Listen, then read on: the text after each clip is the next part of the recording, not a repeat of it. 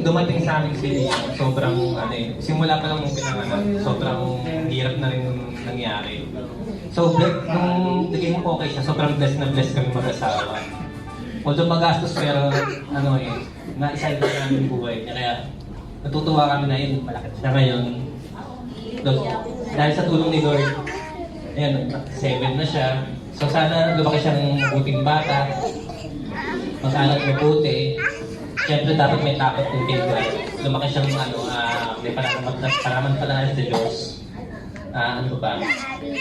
Ayun, bigay, good boy lagi. Yay! Thank you for a very sweet wish, sir. And a wonderful story. Ay, maraming salamat po. And syempre, Kuya it's your time to blow the candle in 3, 2, 1. Yay! Ayan, palakpakan naman po para kay Kuya Liam. Happy birthday! And dahil